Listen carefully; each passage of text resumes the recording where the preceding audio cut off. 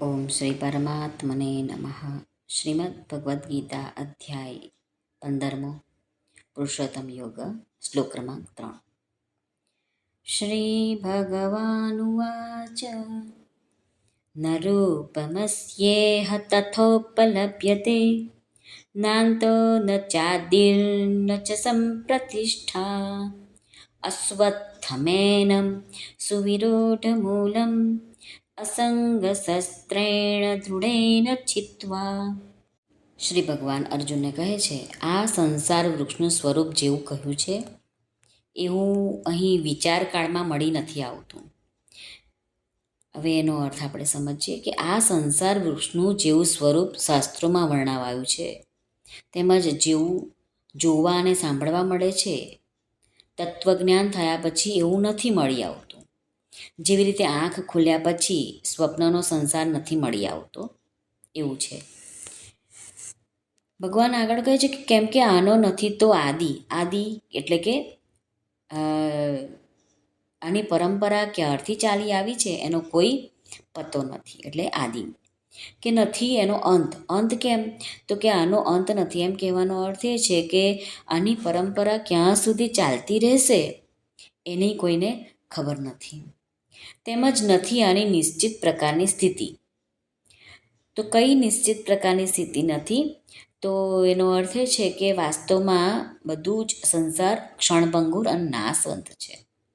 તેમજ નથી આની માટે આ અહંતા, મમતા અને વાસનારૂપી અત્યંત દ્રઢ થયેલા મૂળ ધરાવતા સંસારરૂપી અશ્વત્થ વૃક્ષને દ્રઢ વૈરાગ્યરૂપી શસ્ત્ર વડે કાપી નાખીને પછી એ પરમપદ શોધવું જોઈએ કે જ્યાં ગયેલા માણસો ફરી પાછા આ મૃત્યુરૂપી સંસાર સાગરમાં આવતા નથી.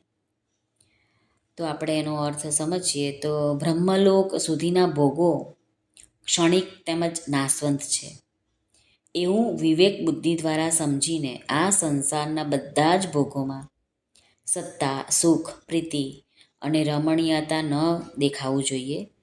એનું નામ છે દ્રઢ વૈરાગ્યરૂપી શસ્ત્ર. હવે આગળ જોઈએ તો સ્થાવર જંગમ સ્વરૂપ સંસારના ચિંતનનો તથા અનાદિકાળથી અજ્ઞાન વડે દ્રઢ થયેલા અહંતા, મમતા અને વાસનારૂપી મૂળિયાઓનો ત્યાગ કરવો એ જ સંસાર વૃક્ષને બીજા બધા મૂળિયા સહિત કાપી નાખવું છે.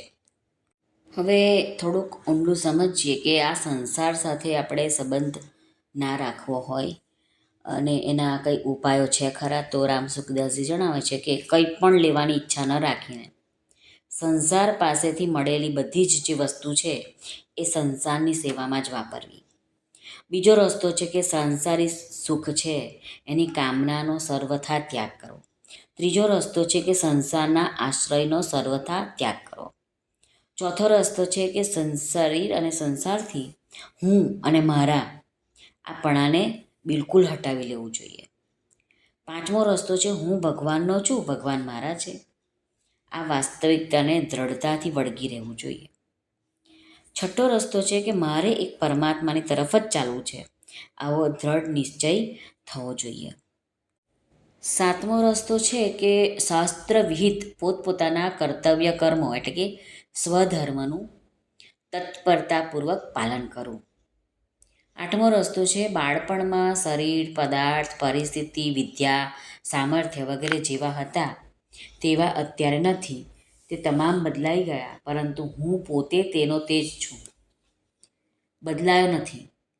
પોતાના આ અનુભવને મહત્ત્વ આપવું. અને નવમો રસ્તો છે કે સંસાર સાથે માનેલા સંબંધનો સદ્ભાવ દૂર કરવો જોઈએ.